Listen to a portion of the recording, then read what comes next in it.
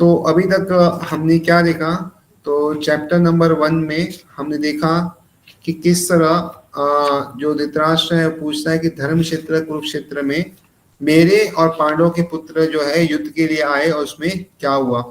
और फिर जो संजय है वो कहते हैं कि किस तरह जो उनके पुत्र है दुर्योधन वो जाते हैं द्रोणाचार्य के पास और पूरी गतिविधि बताते हैं और बताते हैं कि सामने की सेना में कौन कौन महारथी है और हमारी सेना में कौन कौन है।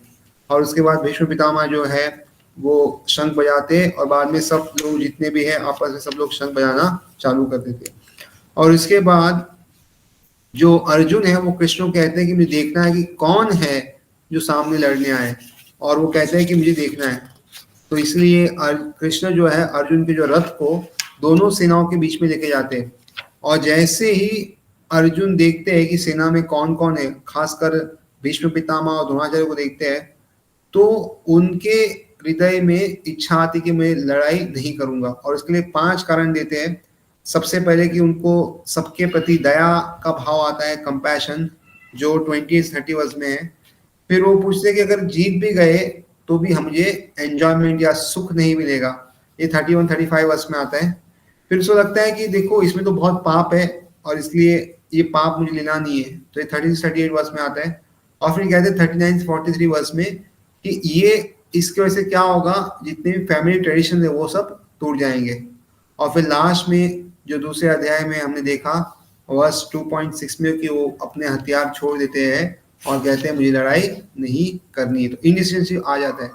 And that point of time Arjun क्या करते हैं, कृष्ण को कहते हैं कि नाउ आप मेरे दोस्त की जगह गुरु बन जाइए और मुझे प्रॉपर रास्ता दिखाइए। और हमने यहाँ पे काफी डिस्कस किया था कि what is the role of guru and how आज के समय में कोचिंग या मेंटरिंग जिसको भी बोले वो कैसे हमें हेल्प करता है एंड व्हाट शुड रिलेशनशिप। तो ये सब हमने इसमें डिस्कस किया था। और इसके बाद हमने देखा किस तरह अर्जुन जब ये बताते हैं कि मुझे आपको आप मेरे गुरु बन जाए, तो फिर कृष्णा स्टार्ट करते हैं। एंड हमने आई थिंक 2.11 तक हम गए थे इसमें, और आज हम 2.12 से स्टार्ट करेंगे।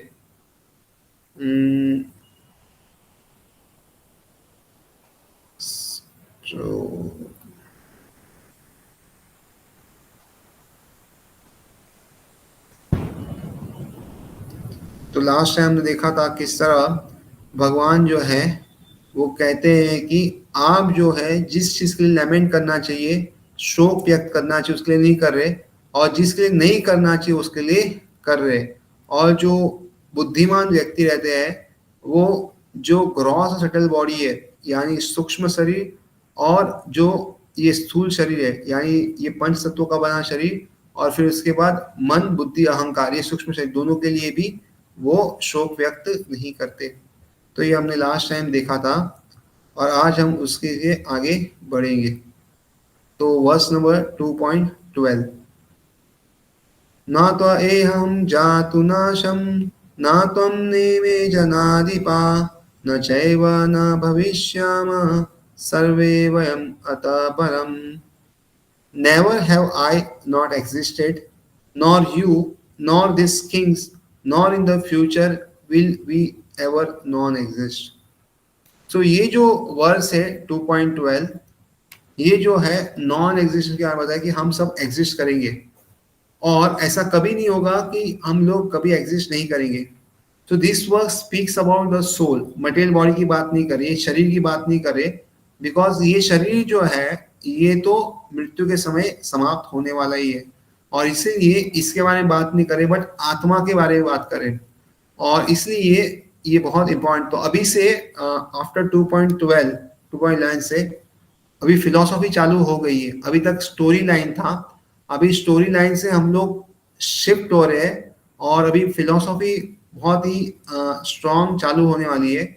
सो ये जो वर्स है 11 से 30 तक, ये सब वर्सेस एक बड़ा हिंट प्रस्तुत करते हैं कि we are not this material body but spirit soul. और इसके लिए बहुत सारे एग्जाम्पल्स इसमें आने वाले हैं जो हम आगे देखेंगे। सो शिला विश्वनाथ चक्र ठाकुर बोलते हैं कि इसमें कृष्ण अर्जुन को पूछे, now O friend I will ask you a question, when you see the death of a person you love you lament, but is the object of affection while the person in this world the soul or the body?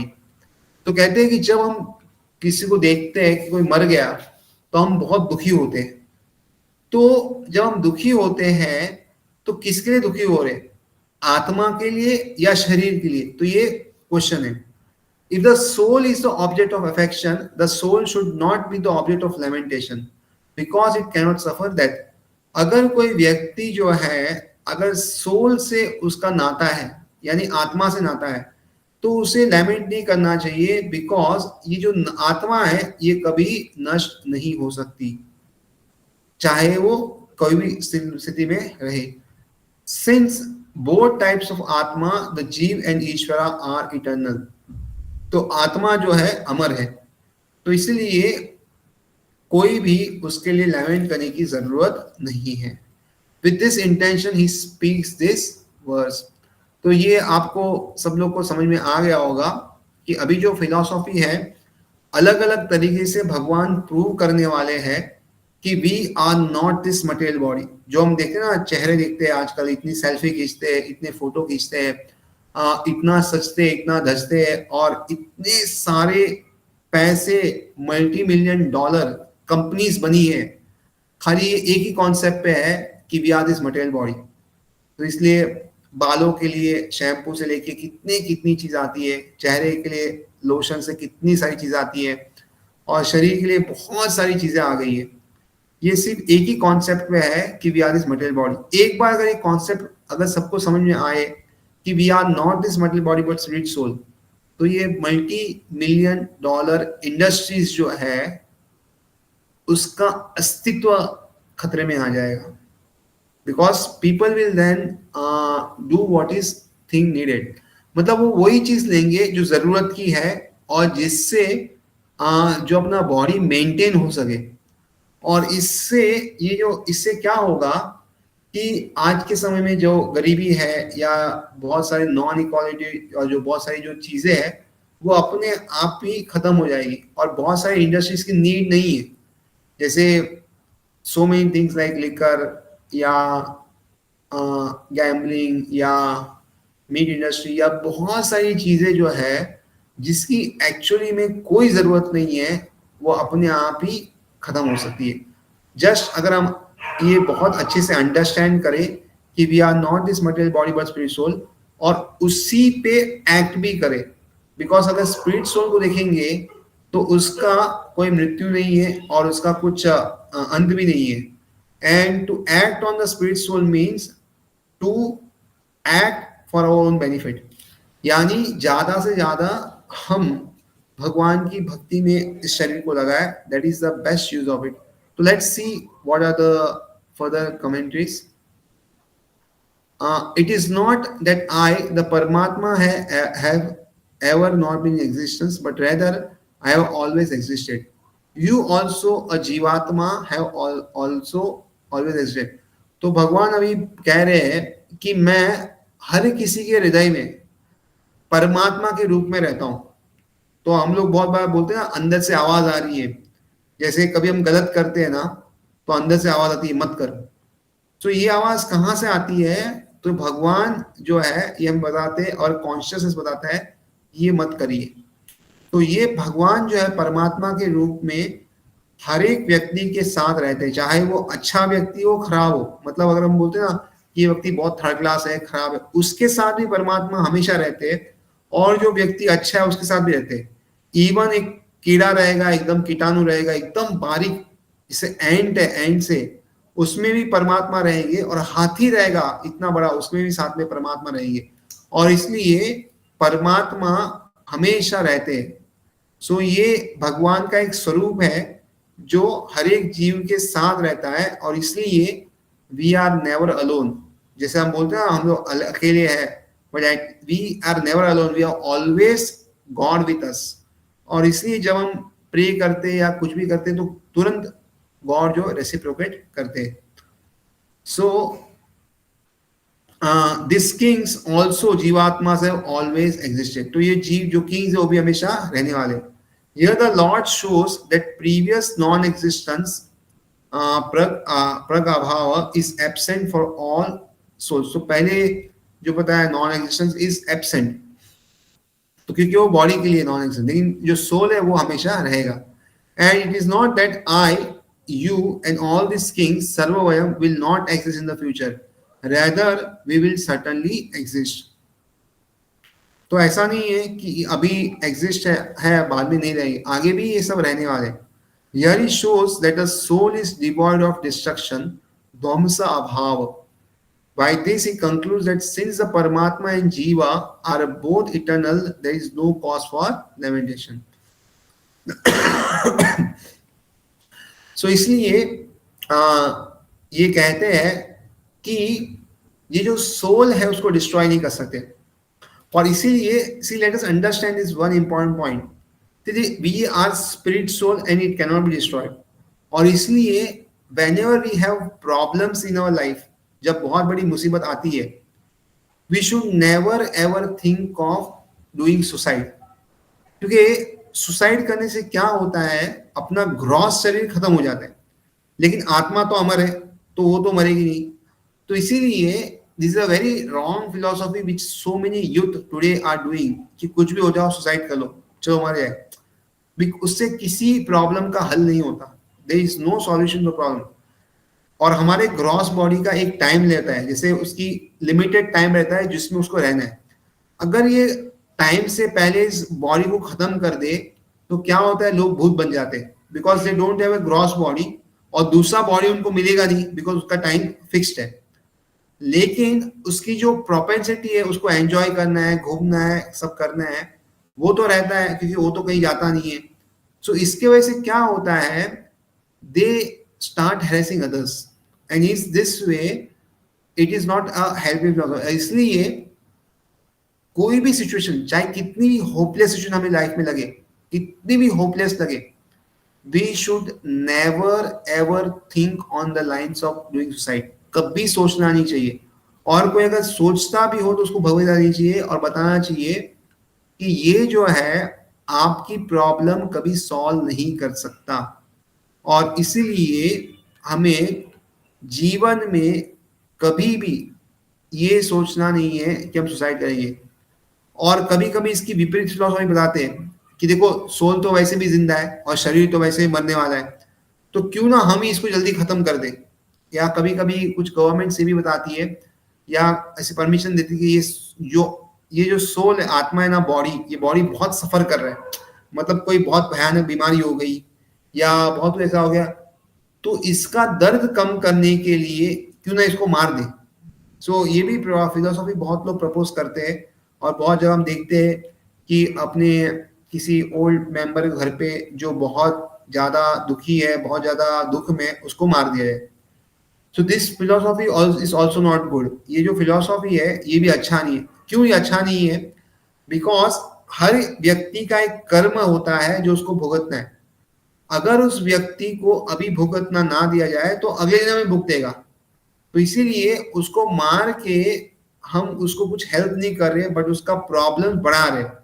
ये ऐसा हो गया कि किसी का लाख रुपए का loan था और हम बोल रहे कि अभी आपको ईएमआई नहीं भरना, कुछ नहीं भरना, लेकिन इसका मतलब क्या होगा, अभी ईएमआई नहीं भरना, लेकिन बाद में क्या होगा, इंटरेस्ट के साथ ईएमआई भी बढ़ जाएगा। जैसे कोविड में बहुत लोगों को बोला कि आपको लोन की भरने की जरूरत नहीं है, तो इसका मतलब क्या लोन वेव हो गया? नहीं, लोन जो है अमाउंट पोस्टपोन हो गया। तो पोस्टपोन होने का मतलब क्या है कि जो अमाउंट था उसके साथ ब्याज भी बढ़ गया, और साथ में जो छोटे अमाउंट की जगह बड़ा अमाउंट भरना पड़ा।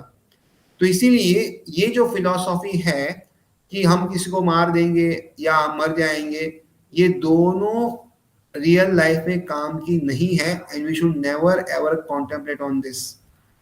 What we should do as far as possible, जितना हम खुद को स्वस्थ रख सके और जितना हम उस लड़ाई में भगवान से हेल्प ले सके उतना लेके उसमें ही आगे अपना जीवन जितना बचा है उसको जीने का प्रयत्न करते रहना चाहिए। ये रियल फिलॉसफी है जो हमें फॉलो करनी चाहिए, और साथ में जितनी भगवान की भक्ति हो कर सके that is the best. So by this he concludes that since the Paramatma and Jiva are both eternal, there is no cause for lamentation. तो इसलिए आपको दुख रखने की जरूरत नहीं है, क्योंकि दोनों जो है परमात्मा और जीव, ये दोनों अमर है. सो प्रभुपाद जी जो है मायावाद आर्ग्यूमेंट्स जो है वो रिफ्यूट करते हैं. सो व्हाट इज मायावाद arguments? First of all, so जैसे हमारी फिलॉसफी क्या कहती है कि हम यानी जीवात्मा और भगवान ये दोनों अलग है. ये दोनों अलग है, दोनों में चेतना है, लेकिन भगवान जो है वो विभु है और हम अणु है. लाइक एक एग्जांपल लेते हैं ओशियन का. तो ओशियन और ओशियन में जो पानी का ड्रॉप है, अगर आप क्वालिटी देखेंगे तो दोनों सेम रहेगा. अगर आप लैब में चेक करेंगे ना, तो जो ओशन में सॉल्ट कंटेंट है और जो वाटर में 2-3 ड्रॉप में कंटेंट ऑलमोस्ट सेम आएगा, लेकिन क्वांटिटी में जमीन आसमान का फर्क है. तो इसीलिए जीव जो है, लाइक वी लिविंग एंटिटीज जिसको जीव कहते हैं, वो कभी भगवान नहीं बन सकता. जबकि मायावाद आर्गुमेंट क्या कहते हैं कि जीव जो है जैसे ही उसको समझ में आता है कि वो जीव नहीं है, वो भगवान से मिल जाता है या एक हो जाता है. आफ्टर दिस लाइफ या व्हाटएवर वो प्रोसेस फॉलो करेगा तो एक हो जाएगा. So this argument are never supported by our scriptures. और स्पेशली भगवद गीता इसको सपोर्ट नहीं करता. और इसको कैसे रेफ्यूट करते प्रभुपाद इसमें और बताते हैं. द मायावादी theory that after liberation the individual soul separated by the covering of Maya or illusion will merge into the impersonal Brahman and lose its individual existence is not supported herein by Lord Krishna. तो philosophy क्या कहती है कि जब हम मुक्त हो जाएंगे तब क्या होगा कि माया का जो कवरिंग है, माया मतलब इस मटेरियल वर्ल्ड का जो कवरिंग है, ये जो अपना ग्रॉस बॉडी का है, वो निकल जाएगा. और हम लोग क्या होगा, ब्रह्मन. ब्रह्मन मतलब क्या है?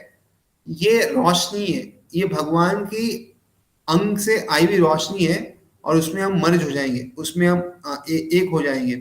तो ये फिलॉसफी है. तो ये फिलॉसफी कहीं भी कृष्ण ने अप्रूव नहीं किया. अगर आप देखोगे पीछे के वर्ष में, आगे वर्ष में, तो क्या बोलते हैं?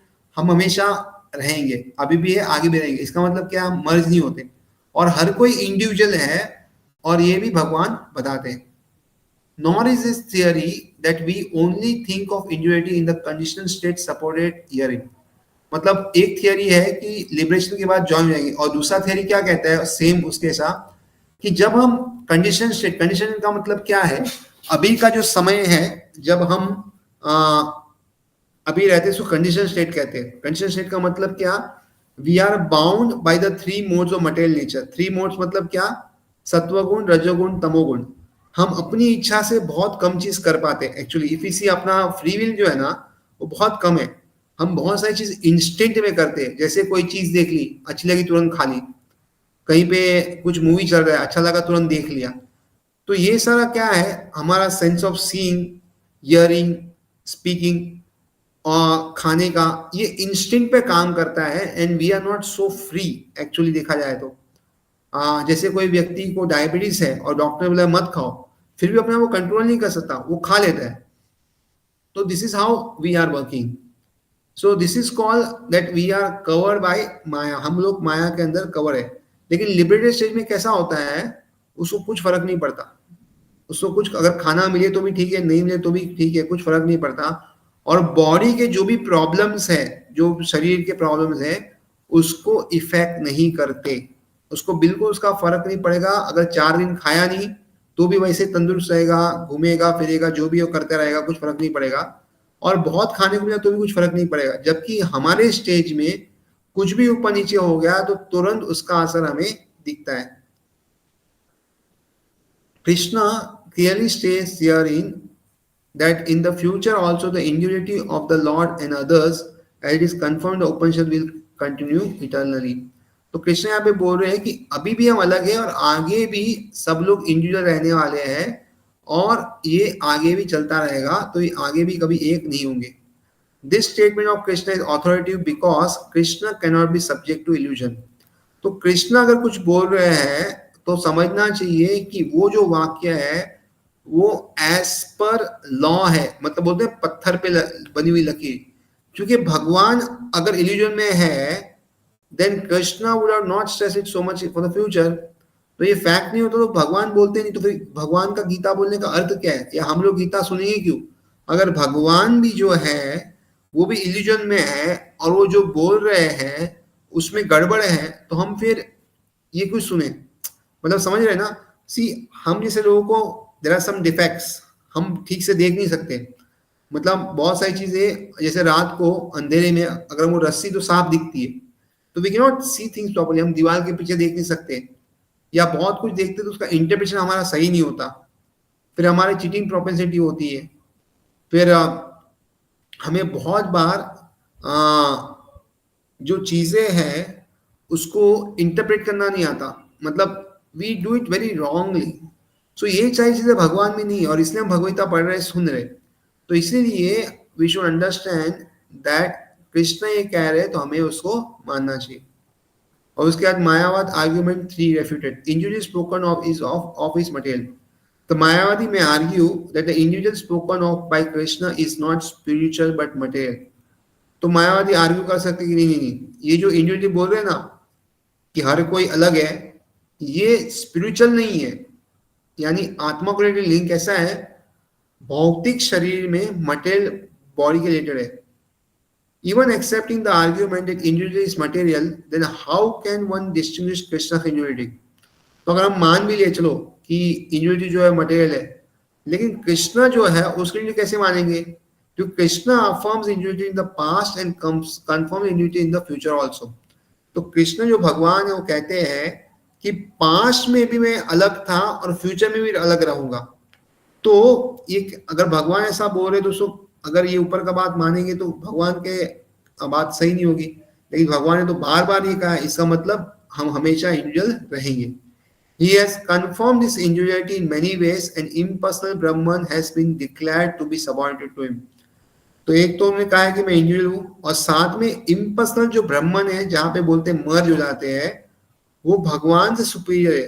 तो इम्पर्सनल ब्रह्मन, उसके बाद परमात्मा, उसके बाद भगवान, ये 3 लेवल ऑफ रियलाइजेशन है, और सबसे ऊपर जो है भगवान एक्सपेक्ट है, और इसीलिए ये जो कहते हैं कि ये सबऑर्डिनेट है। Krishna has maintained spiritual individuality all along. If he is accepted to be an ordinary conditioned soul in individual consciousness, then his Bhagavata has no value as authority teacher. तो अगर भगवान जो है वो कह दे कि वो उसको भी इंडिविजुअल कॉन्शियस है, तो भी भगवता का कुछ वैल्यू है क्या? हम क्यों भगवता पढ़े? तो उस पर ही बड़ा क्वेश्चन मार्क आ जाता है। और इसीलिए अगर हम भगवता पढ़ रहे हैं तो समझना चाहिए कि ये गीता में जो भगवान ने कहा है वो सब सत्य है, और इसलिए भगवान कहते हैं कि मैं हमेशा अलग रहूंगा, और कभी भी जीव जो है भगवान नहीं बन सकते। तो इसलिए जब हम देखते हैं ना, बहुत सारे लोग बाहर क्लेम करते हैं कुछ समय तपस्या करने के बाद, या बोलते हैं कि आप चिंता मत करो, मैं भगवान हूं, या मैं आपकी सब समस्या हल कर दूंगा और मैं ही सब कुछ हूं। तो ये सब हमें सोचना चाहिए कि व्यक्ति कभी भगवान नहीं बन सकता, और अगर कोई भगवान है बट यहाँ पे जन्म ले रहा है, तो उसका ऑथोराइज स्क्रिप्चर्स के अंदर वर्णन होगा। जैसे भगवान कृष्ण का वर्णन है कब जन्म हो, आगे कल्कि का भी वर्णन है, कल्कि का बताते कब जन्म लेंगे, कहाँ जन्म लेंगे, माता पिता कौन है, ये सब लिखा हुआ है, बताया हुआ है।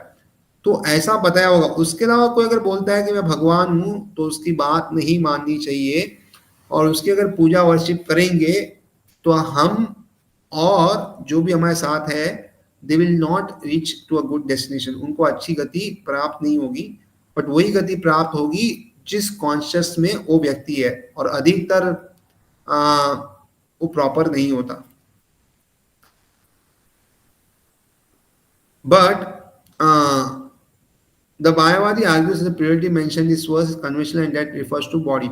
तो ये वापस वही आर्ग्यूमेंट अलग तरीके से बताया है कि कैसे ये जो प्लुरलिटी मेंशन की है कि हम दोनों लगे, वो क्या है, कन्वेंशनल है और सिर्फ ये शरीर पे निर्धारित है। लेकिन but previous to this word such a body conception is already condemned. तो भगवान ने पीछे ही बोला है कि हम शरीर नहीं आत्मा है, और इसको कंडेम किया है कि ये ऐसा नहीं होता। तो after condemning the bodily conception of living entities, how was it possible for Krishna to place a conventional proposition on the body again? तो एक बार अगर रिफ्यूट कर दिया तो वापस कैसे कन्वेंशनल पोजिशन लगेगा कि हम बॉडी की प्योरिटी है? Therefore, individualism is maintained on spiritual grounds and is thus confirmed by great acharyas like Ramanuja and others. तो इसलिए इंडिविजुअल जो है वो स्पिरिचुअल ग्राउंड पे है, और ये समझना चाहिए। Only devotees can understand this truths. So कौन ये सब समझ सकता है? जो हमने ऊपर पॉइंट्स बताए ना, it's not so easy to understand. आपको बहुत लोग, आई डोंट नो कितना समझ में आया, but it's not so easy, it's difficult. In summary क्या है, ये गीता का जो वर्स है वो कह रहा है, फर्स्ट पॉइंट, हम शरीर नहीं आत्मा है। सेकंड, आत्मा और भगवान दोनों अलग है, और लिबरेटेड सेज के बाद भी ये दोनों एक नहीं हो सकते, विल ऑलवेज बी डिफरेंट। बस ये इसका क्रक्स है। It is clearly mentioned in many places in the Gita that this spiritual individuality is understood by those who are devotees of Lord. तो ये कौन समझ सकता है कि हम अलग है, भगवान अलग है? जो भगवान के भक्त है वही ये समझ सकते हैं। Those who are enemies of Krishna as supreme personality of God have no bona fide access to the very literature. तो जिसको भगवान के प्रति ईर्ष्या है,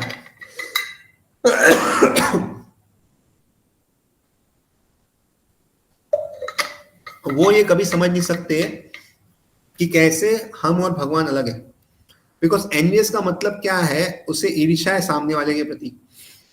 तो जब ईर्ष्या होती है, हम उस व्यक्ति की बात समझ नहीं सकते, सुन नहीं सकते।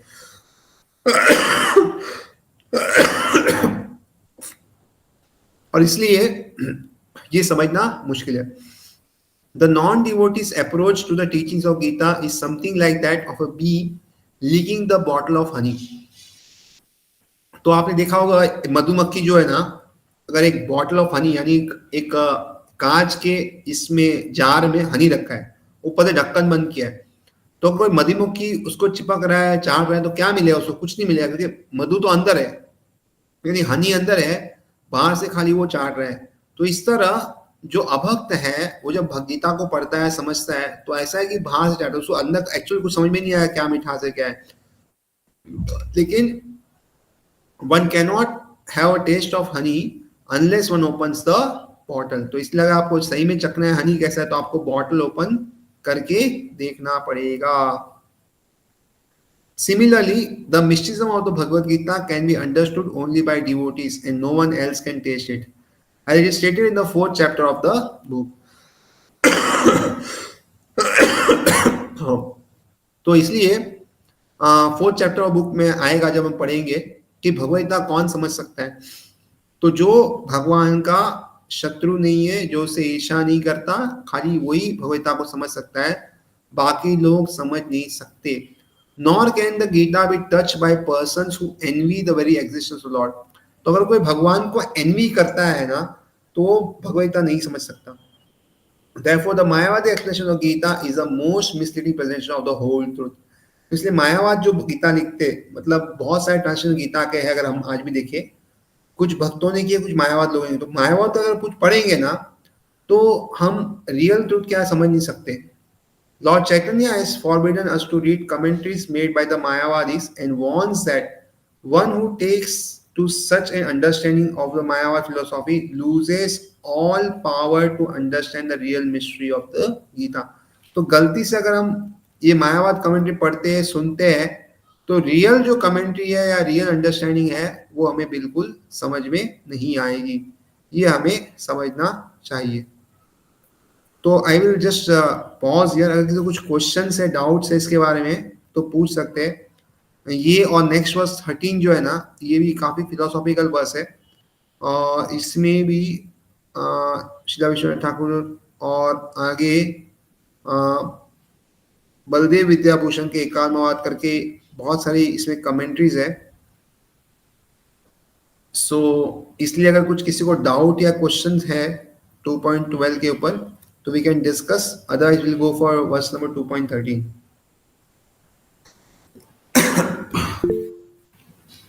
हाँ, यस पल्लवी मिश्रा जी। हरे कृष्ण प्रभु जी। हरे कृष्णा। प्रभु जी, तो मायावादी से मतलब जो ओरिजिनल गीता है वो कैसे पढ़ा जा सकता है? नहीं समझा नहीं, वापस पूछ, व्हाट इज द क्वेश्चन? मतलब जो ओरिजिनल गीता मतलब जो चैतन्य महाप्रभु जी ने लिखा है या फिर जो सजेस्ट किया है तो वो कहाँ मिलेगा और कैसे पढ़ सकते हैं उसको? हम जो पढ़ रहे हो चैतन्य महाप्रभु ऑथोराइज किया हुआ ही गीता है, हम जो पढ़ रहे हैं ना वो वही पढ़ रहे हैं। सो ये जो बुक है इस्कॉन का जो बुक आता है ना, इट्स फ्री फ्रॉम मायावाद, तो वो आप ले सकते हैं, पढ़ सकते हैं। एक्चुअली नेक्स्ट स्लाइड में शायद मैं वो देखता हूँ, वो डेटाबेस अगर डाल सकते तो करेंगे। सो हम लोग जो पढ़ रहे हो मायावाद का नहीं पढ़ रहे, और आगे आएगा why we should not read Mayavada. Actually Mayavada जो है वो भी भगवान के भक्त होते हैं, लेकिन उनको भगवान के पास पहुंचने के लिए बहुत समय लगेगा, बहुत बहुत समय। क्यों लगेगा बहुत समय? क्योंकि वो जो है भगवान के प्रति बहुत अपराध करते हैं, बिकॉज वो कहते हैं कि हम भगवान एक है। तो somebody wants to become one like it. जैसे I will give you one very very gross example. समझो मुकेश अंबानी जी, अगर मुकेश अंबानी के पास कोई जाता है और कहता है कि मुझे मुकेश अंबानी बनना है, तो क्या उसको बाजू में रखेगा क्या? और उसको निकाल देगा, बोलेगा अरे कॉम्पिटिटर कहाँ से आ गए। लेकिन अगर कोई बोलता है मुकेश अंबानी को जाके कि मुझे आपसे सीखना है and I am a fan of you, मैं आपका अनुयायी या आपका बहुत बड़ा चाहक हूँ, तो मुकेश अंबानी आराम से रखेगा। Similarly when we tell lord कि मैं आपके साथ भगवान आपके साथ बना रहता हूँ, तो भगवान उसको दूर रखेंगे, बोले अरे ये इसमें कुछ है ही दम। लेकिन जब हम बोलते हैं भगवान की मैं आपका भक्त हूँ, आपका दास हूँ, आपके साथ रहना चाहता हूँ, आपकी सेवा करना चाहता हूँ, तो भगवान आराम से मान जाएंगे।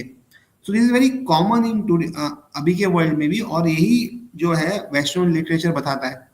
जबकि मायावाद क्या बोलता है कि थोड़े समय तपस्या करो, तपस्या करने से भगवान बन जाएंगे। तो फिर वो क्या करते हैं, जो भी चीज का उन्होंने यूज किया, गुरु का सहारा लिया, ज्ञान का सहारा, वो सब फेंक देते, बोले अभी कोई जरूरत नहीं है, क्योंकि अभी मैं भी भगवान बन गया हूँ, अभी मैं भगवान बन गया हूँ, तो ये सब चीजों की क्या जरूरत है क्या? तो इस तरह बहुत सारी चीजों का अनादर करते हैं, और इसलिए उनको ज्यादा समय लगता है। और हमारी लाइफ में अगर हम सुनेंगे तो हमारे लिए बहुत डेंजरस है। तो इसलिए हम अनादर नहीं करते, उनका डिसिप्लिन नहीं करते। कोई मायावादी मिल जाए तो वी ऑल्सो रिस्पेक्ट, उसको नमस्कार करेंगे, बट उससे सुनेंगे नहीं कुछ भी। तो नहीं सुनेंगे तो बच जाएंगे, अगर कुछ सुना तो फिर डिफिकल्ट है। तो और प्रभु जिस तरह जी हम बोले, पहचानेंगे कैसे कि वो मायावादी है? क्या बोले? पहचानेंगे कैसे कि वो मायावादी है? सिंपल है, see it's not so easy for us to understand. हम लोग जल्दी समझते हैं मायावाद कौन है, ये कौन है।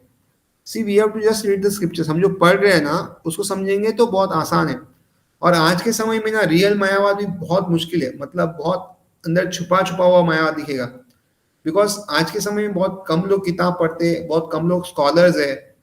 तो it's not so easy to find who is Mayavad, and जो मायावाद होता है वो भी उसको ही पता नहीं मैं मायावाद कर रहा हूँ। बट बेसिक प्रिंसिपल इज, जो व्यक्ति भगवान बनना चाहता है और उसकी फिलॉसफी ऐसी कि हम भगवान बन सकते हैं, दैट इज मायावाद, सिंपल है। और जो बोलता है कि हम भगवान नहीं बन सकते लेकिन हम भगवान के दास या सर्वेंट बन सकते हैं, दैट इज प्रॉपर फिलॉसफी। बस इतना ही है, that is the main crux of everything. वो अगर आपको समझ में आ गया तो धीरे धीरे बहुत सारे आगे आर्ग्यूमेंट्स आएंगे, वो हम समझ सकते हैं। आई होप आपको समझ में आया। जी प्रभु जी। या यस, गौतमी भूषा इज रिटर्न, यस। हरे कृष्ण प्रभु जी। हरे कृष्णा। आपने बोला कि जैसे गीता में लिखा है कि आत्मा को कोई खाना नहीं लगता, या हम लोग को बॉडी लेवल पे एनर्जी चाहिए, तो हम यस, पितृपक्ष के में क्यों परफॉर्म करते हैं कि खाना फूड ऑफर करना, या 12वीं 13वीं में जो फूड ऑफर करते हैं, that is for what purpose? See सबसे पहले हम फूड ऑफर किसको कर रहे हैं? फोर फादर्स को कर रहे हैं। तो ये जो फोर फादर्स है ना, उसको लिबरेशन नहीं मिला, अभी वो आत्मा के स्टेज पे नहीं है। देखो ये हमारा ग्रॉस बॉडी है, ये ग्रॉस बॉडी किसका बना है? अर्थ, वाटर, फायर, एयर और ईथर, ये पंच तत्वों का बना है। जब व्यक्ति मर जाता है या उसकी डेथ होती है तो क्या होता है, ये जो ग्रॉस बॉडी वो खत्म हो जाता है, लेकिन एक सटल बॉडी है जो है माइंड, इंटेलिजेंस और फॉल्स ईगो। और एक लाइफ एयर होता है। तो लाइफ एयर और ये जो ग्रॉस सटल बॉडी है ना, वो उस आत्मा को लेके आगे चला जाता है। सो अभी ये व्यक्ति जो है लिबरेट नहीं हुआ, this person has not become liberated, ये अभी तक बंधा हुआ है till the time next body उसको मिलेगा। जब जैसे हम नेक्स्ट वर्स में आएगा 2.13 देहिनोस्मिन् यथा देहे कौमारं योजरा तथा देहान्तस्य प्राप्ति धीरे तत्र न मुह्यति। तो उसमें क्या बोलते हैं, देखो आप हमको पता है हम बचपन में बच्चे थे तो हमारा शरीर इतना छोटा था, फिर बड़ा हो गया, तो क्या हुआ, हर बार हमने एक शरीर को छोड़ा और दूसरा अपना लिया, और इस तरह हम आगे बढ़ते गए और एक बार बुरा हो जाएगा। तो मृत्यु के बाद क्या होता है, ये शरीर जो छोड़ देते हो नया शरीर लेते हैं। जैसे कपड़े, हमारे कपड़े अगर फट गए, खराब हो, क्या करते हैं, फेंक देते हो, नए कपड़े लेते हैं। तो उसी तरह जो हमारा सटल बॉडी है वो क्या करता है, दूसरा ग्रॉस बॉडी लेता है। तो बहुत बार हमारे जो फोर फादर्स हैं वो कुछ ऐसा कार्य कर लेते हैं कि उसको दूसरा शरीर मिलता नहीं है या उसमें प्रोग्रेस नहीं कर पाते। तो हम क्या श्राद्ध जब करते हैं तो भगवान विष्णु को या कुछ ऑफर करके यही हम फोर फादर्स को देते हैं।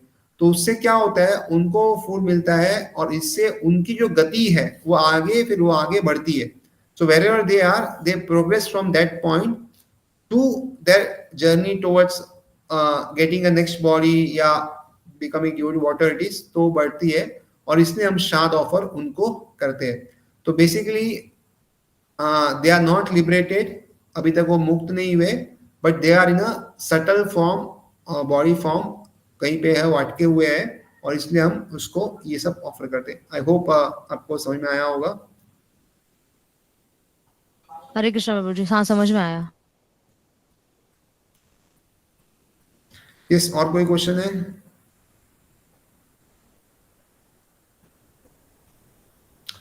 ओके, सो हम लोग नेक्स्ट वर्स लेंगे, लेट अस सी कहां तक जाते हैं।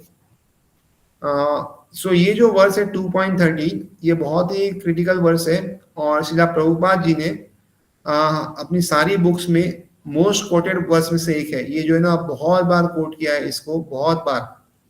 So let's start. देहिनोऽस्मिन् यथा देहे कौमारं यौवनं जरा तथा देहान्तर प्राप्तिर् धीरस्तत्र न मुह्यति। As the soul passes through boyhood, youth and old age, so he attains another body at death. The wise are not bewildered by this. इसका मतलब क्या हुआ, हम क्या बोलते हैं, हम लोग आत्मा है, शरीर नहीं है, बट शरीर तो बदलता रहता है। हम बच्चे थे छोटे, अभी वो शरीर नहीं है, अभी बड़ा होने के बाद वो शरीर नहीं, यूथ का शरीर अलग था। जैसे now you are all young, तो आपका बॉडी बहुत एक्टिव है, बट अपने पिताजी को देखेंगे, माता पिता को देखेंगे, दादाजी को, तो उनका बॉडी भी है लेकिन वो इतना एक्टिव नहीं है, उसमें इतनी ताकत नहीं है, हर चीज के लिए हेल्प लगती है, बहुत सारी बीमारी है, डायबिटीज भी, बहुत कुछ है। सो हम क्या बोल रहे, बॉडी तो वही है, नहीं, बॉडी चेंज हुआ। जो यूथ का बॉडी था वो अलग है, चाइल्डहुड का बॉडी अलग है, फिर ओल्ड एज का बॉडी अलग है। तो बॉडी जो है बदलता रहता है। और सिमिलरली जब डेथ होती है तो क्या होता है, ये जो आत्मा है ये इस बॉडी को छोड़ देती है क्योंकि अभी काम का नहीं है शरीर, और दूसरा शरीर लेती है। और इसलिए जो बुद्धिमान व्यक्ति होते हैं वो इससे कभी भी विचलित नहीं होते या बहुत दुखग्रस्त में नहीं जाते। सी वी मे लैमेंट और we may cry for some time because एक रिश्ता था, कोई हमको खाना देता है, हमको हेल्प करता है, तो we may do, but that doesn't go for a long time, और थोड़े टाइम में वापस अपनी ड्यूटी में लग जाएंगे। Where is the person doesn't know this, वो जीवन भर दुख में रहेगा, बोलेगा अरे भगवान ने क्या किया, हमेशा ऐसा कर दिया। So we should become wise and should do things for what it is needed for.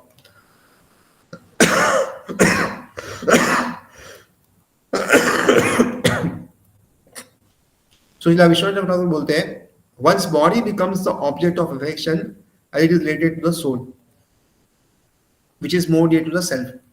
तो देखो ये शरीर जो है ना, शरीर उसको हम इतना प्रेम क्यों देते हैं, बिकॉज ये आत्मा से रिलेटेड है, इसके अंदर आत्मा रहती है, बिकॉज वी स्पिरिट सोल ये इस शरीर में रहता है और इसलिए हम इस शरीर से हमें इतने आसक्ति है, इतने प्रेम हो जाते हैं।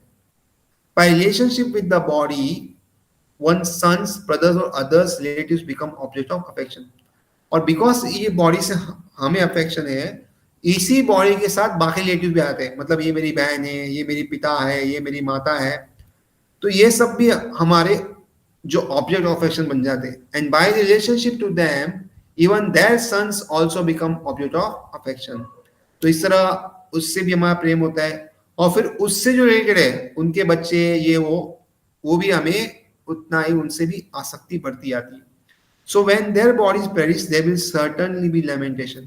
तो ऐसे जब कोई अगर व्यक्ति जाता है तो हमें दुख अवश्य होगा. तो इसलिए विष्णु शास्त्रों क्या बोलते हैं, in the body belonging to the jiva one attains stages is boyhood. After boyhood destroy one attains youth.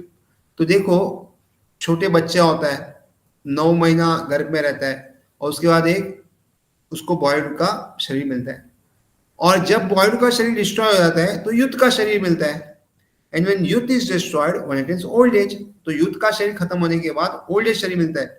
So one में आर्ग्यू दैट देखो शरीर तो वही है, नहीं, बहुत फर्क है शरीर में. देखो हमारी एनर्जी का लेवल्स देखो, हमारी ताकत देखो, हमारा दांत और सब देखो कितने मजबूत है, ये सब रहता नहीं ओल्ड एज बॉडी में. तो इसका मतलब क्या हुआ, शरीर बदल चुका है. एंड इवन साइंटिफिकली देखेंगे तो बताते every 7 years the whole body change, 7 साल में चेंज होता है.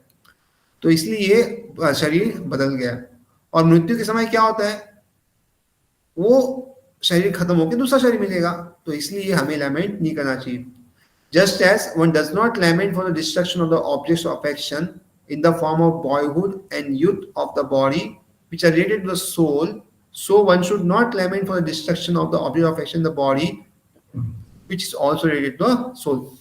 तो सी ये पॉइंट बहुत इंपॉर्टेंट है. क्या बता रहे कि जब हमारा बॉयहुड का शरीर खत्म हो जाता है, बचपन का, युद्ध का शरीर खत्म हो जाता है, बड़े होते हैं, तो हम लैमेंट नहीं करते, अरे मेरा बचपन का शरीर कितना अच्छा था, खत्म हो गया. जीवन में लैमेंट नहीं, हम आगे बढ़ते रहते. तो उसी तरह मृत्यु के समय जो हमारा शरीर खत्म हो जाता है, किसी और का शरीर खत्म हो जाता है, तो उसके लिए हमें लैमेंट नहीं करना चाहिए. बिकॉज हमने जब बॉयहुड से बड़े हुए, बड़े से थोड़े और बड़े हुए, उसके बाद बुजुर्ग हुए, तो हम लैमेंट नहीं कर रहे थे कि अरे मेरा शरीर खत्म हो गया, ये हो गया, वो हो गया. हम आगे बढ़ते जा रहे थे. उसी तरह मृत्यु में भी क्या होता है, शरीर जो है वो चेंज हो जाता है. तो इसलिए हमें लैमेंट नहीं करना चाहिए. One should also not lament for the destruction of object of affection in the body which is related to the soul. तो जैसे मैं बताया, हम आत्मा है और इस आत्मा से शरीर, ये शरीर जुड़ा हुआ है, इसलिए हमें उससे प्रति प्रेम है. और इसलिए जब ये खत्म हो जाता है तो हमें लैमेंट नहीं करना चाहिए.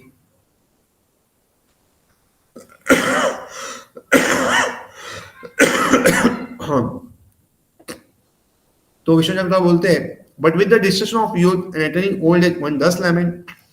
तो जब देखो बॉयहुड से यूथ पे आते तो बहुत लोग लैमेंट नहीं करते, लेकिन जब यूथ से ओल्ड एज में आते सब लोग लैमेंट करते हैं, क्या मेरी जवानी थी, मैंने क्या क्या किया, बुढ़ापे में कुछ नहीं कर सकता. तो करते हैं हम लोग लैमेंट थोड़ा. But then again when the destruction of boyhood and attainment of youth one rejoices. तो जिस तरह हम बॉयहुड से यूथ में आते हैं, हम रिजॉइस करते हैं. And the destruction and with the destruction of worn out bodies of Bhishma and Drona, they will attain new bodies and will also become joyful. तो इसी तरह ये जो भीष्म और द्रोण है, उनको क्या बोलने वाले, उनका भी शरीर खत्म होने का नया शरीर मिलेगा, तो वो भी खुश होंगे. तो उसमें क्या प्रॉब्लम है, ऐसा भगवान बताते. Another meaning is just as in one body a jiva attains various stages such as boyhood, the same jiva attains various bodies life after life, and therefore one should not lament.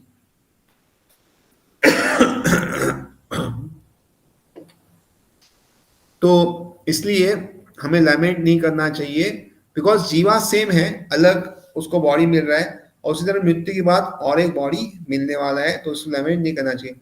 Note, in the first interpretation, one should not lament because the changes from boyhood to youth and change of body are all incidental to the Atma, which remains almost here. तो ये जो change हुआ है ना, वो किसके प्रति हुआ है? शरीर के प्रति हुआ है। लेकिन ये जो है वो रिलेटेड किसके? आत्मा के, और आत्मा हमारे सब कुछ है, तो इसलिए हमें ज्यादा दुख लेना नहीं चाहिए। In the second interpretation, one should not lament for the dead body because a person will get another body after that. तो इस तरह सेकेंड इंटरप्रिटेशन में क्या बोल रहे हैं कि डेड बॉडी की लैमेंट नहीं करना चाहिए। क्यों लैमेंट नहीं करना चाहिए? क्योंकि मृत्यु के बाद वापिस नया शरीर तो मिलने वाला ही है, तो टेंशन क्यों है आपको? क्या चिंता है? वापिस नया शरीर मिलेगा। तो इस तरह लैमेंट हमें नहीं करना चाहिए। तो पहले में बोल रहे हैं क्योंकि सब आत्मा से रिलेटेड है, जो बहुत डियर, इसलिए लैमेंट नहीं करना चाहिए। और दूसरे में क्या कहते हैं कि हमें लैमेंट नहीं करना चाहिए बिकॉज हमें अलग शरीर मिलने वाला है। आई थिंक ये जो एकात्मवाद है ये हम लोग नेक्स्ट टाइम नहीं, ऑलरेडी 9 बज रहे, इसको थोड़ा समझने को टाइम लगेगा। बेसिकली फिर से वही है कि हम अलग अलग हैं, एक नहीं है, इस पे पूरा ये डिपेंड है। सो हरे कृष्णा। कुछ और किसी को डाउट या क्वेश्चन है तो पूछ सकते हैं, नहीं तो will and for today's class.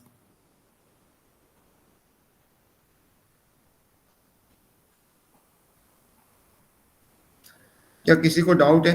I think Gautami Bhushan ने मुझे लास्ट टाइम क्वेश्चन पूछा था, what are the meaning of Madhu? Yes Prabhu ji, आपने तभी ना मधुसूदन के 3 मतलब बताए थे। एक तो मधुसूदन मतलब जो राक्षस को मारा है उस वजह से एक मधुसूदन है, और एक अर्जुन को भी हम मधुसूदन बोलते, ऐसे कुछ आपने बोला था, विच वॉज वेरी कंफ्यूजिंग। तो वो आपने बोला भी था सॉरी कि for that confusion, but Arjun को मधुसूदन नहीं कहते। नहीं Arjun is never called as Madhusudan. नहीं, आपने कुछ तो ऐसे ही कुछ रिलेटिवली बोला था। मुझे वो एग्जैक्टली याद नहीं है, तो आप वो थोड़ा सा मेरे को वापस बता देंगे ना? यस, मैं वो वर्ड्स ढूंढ रहा हूँ किसमें था वो। 2.11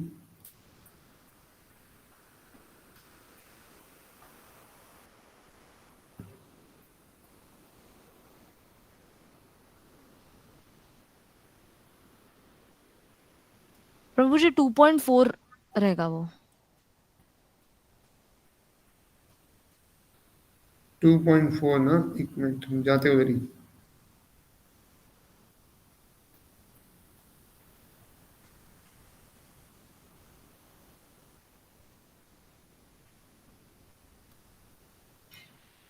हाँ ये आता है, वहां पे मधु बोलते हैं। 2.4 में पूजा रावती सूदना और ये आते हैं। सी यहाँ पे है वो।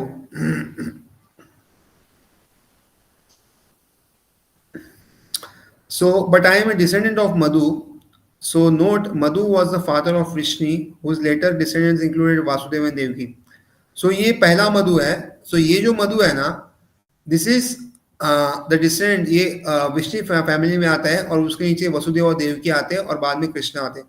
So this is one of the descendant of Krishna, मतलब पूर्वज है ये। और ये दूसरा मधु जो क्या है, the demon Madhu along with his brother Kaitya appeared after Brahma appeared from the lotus feet of Vishnu's navel. तो ये जो दूसरे जो मधु है, तो ये मधु और कैतव नाम के 2 राक्षस होते हैं जो विष्णु से आते हैं, और आते ही क्या करते हैं, तपस्या करते हैं, और ब्रह्मा जी जो है ना, ब्रह्मा जी के वहां से वेदा चुरा के गायब हो जाते हैं, और विष्णु जो है इस मधु को मारते हैं। ये सेकंड वाला जो मधु है ना, उसको मारते हैं। तो ये मधु इज डिफरेंट। तो ये जो मधु है वो अलग है, और ये दूसरे जो मधु थे वो ancient lineage of Hindu dynasty में आते हैं। सो ये जो है फर्स्ट वाले मधु जो उसके लिनेज में आते हैं, उससे उनका नाम आता है Madhava. Therefore I am called Madhava and how could I have killed Madhu. तो बोलते मैं कैसे मारूंगा अपने पूर्वज को। तो यहाँ पे अर्जुन जो है वो कहते हैं नहीं नहीं, मैं उस मधु की बात नहीं कर रहा हूं जो आपके लिनेज में आते हैं। I am speaking about the demon name Madhu who was your enemy. अरे सुनना, तो मैं उस मधु की बात कर रहा हूं जिसको आपने मारा था, जो आपका दुश्मन है। तो इस तरह वो बताते हैं, अर्जुन बताते हैं कि I am talking about the Madhu which was a demon and not the Madhu which comes in your dynasty. So these are the two madhus which are described in this. So okay I think ये अभी उसका समझ में आया, अभी समझ में आया Prabhu ji. Hare Krishna, yeah, thank you. thank you, Hare Krishna.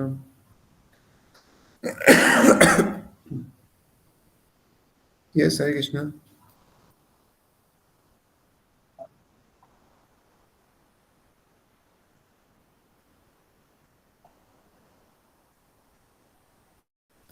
कर सकते हैं अगर गुरु साधु और शास्त्र तो तीनों मायावाद ना हो तो, बिकॉज मायावाद फिलोसॉफी में गुरु भी होते हैं, शास्त्र भी होते हैं, साधु सब कुछ होता है उसमें, ऐसा नहीं होता।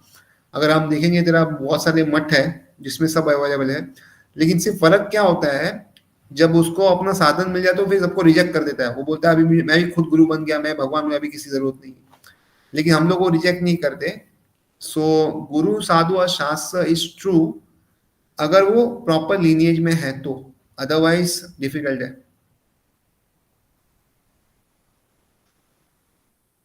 हाँ, बिकॉज सबके बुक्स है, अगर आप जाओगे ना तो सब में आपको गुरु परंपरा मिलेगी, सब कुछ मिलेगा, बुक्स सब कुछ मिलेगा मार्केट में देखोगे तो। सो उससे पता नहीं चलेगा।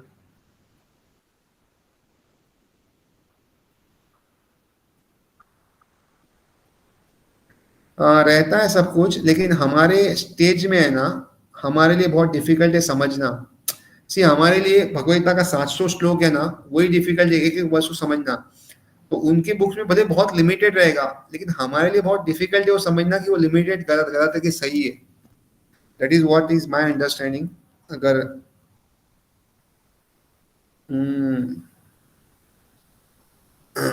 और बहुत सारे लोग इतने स्मार्ट होते हैं ना, वो लोग 90% सब सही रखेंगे।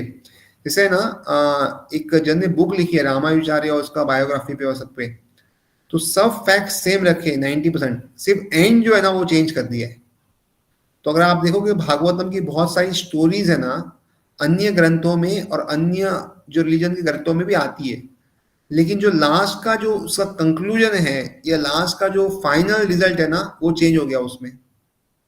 सो ऐसा बहुत जगह है, आप देखोगे तो मिल जाएगा। तो इसलिए it's not so easy, at least for me to understand. अगर आपके लिए तो गुड, वेरी गुड।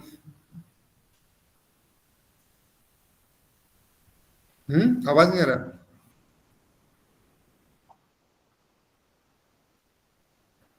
नहीं हो सकता है ऐसी, जरा सम डिवोटीज जिसने प्रीवियस बर्थ में समझा हो या इस बर्थ में उसका बहुत अच्छा मेमोरी हो या बहुत सारा इंफॉर्मेशन, ऐसा हो सकता है। सो डोंट वरी, हो सकता है, आप समझ सकते हो, ऐसा कुछ प्रॉब्लम नहीं है।